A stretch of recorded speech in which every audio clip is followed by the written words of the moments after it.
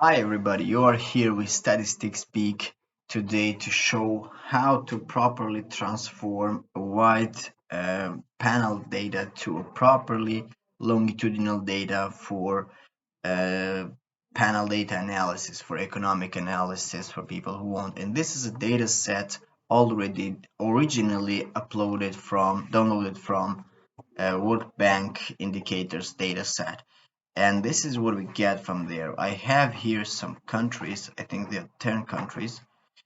Yeah, there are 10 countries, and there are some indicators, economic indicators, and here we have from 2000 to 2015 years. But before, I'm going to show you how to transform this data set into proper panel data set where we can start analysis. But before, and in R, I'm going to show this in R, but before we go there, we need to do some transformations. And since we are already here and it's easier, let me show you what I mean with that. So here we have two uh, of the same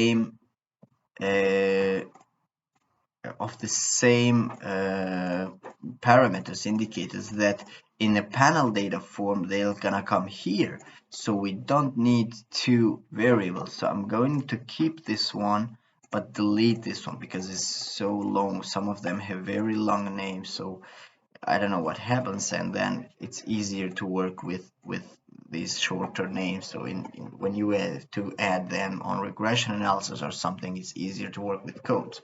So I'm going to delete this.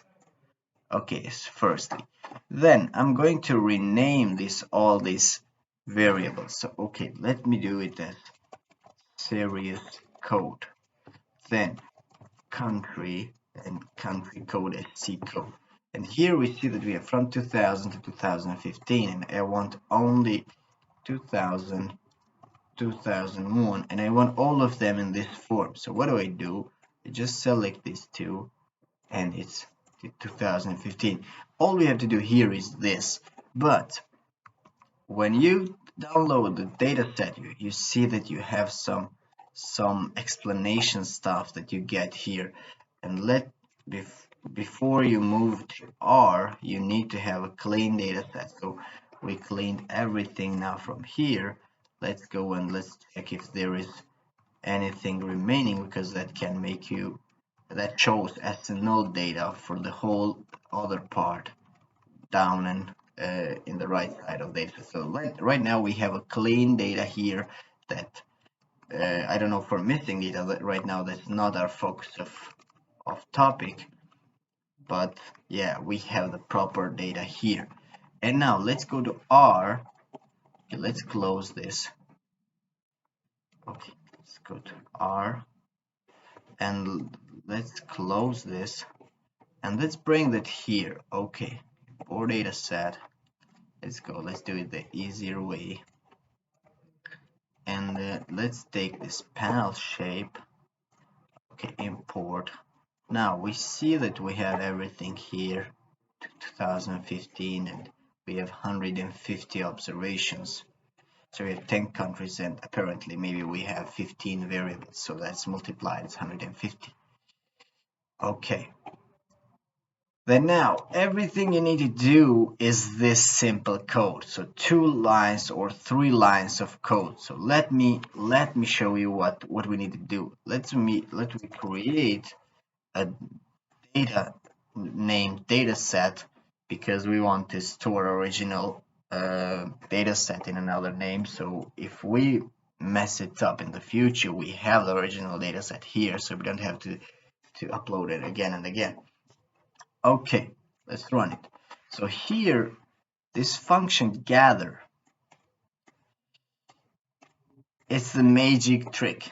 And after that, this pivot wider. Okay, let's do it. Let me run. Okay, before we run, this key brings the dates or years, brings in a single column, all of them in observations. But this shows which columns, so which columns are stored as dates, and which columns do you need to bring down. Okay, So all you need to remember is this, and the other part is very easy, and that said, bring the values for these years. Now let's run and then you can see it practically.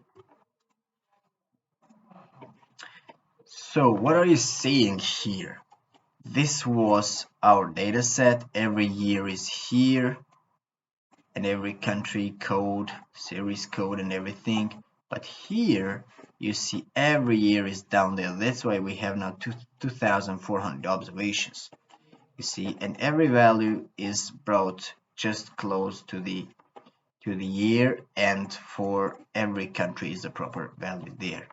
So yeah, we have here some missing data for this variable technological exports, I think.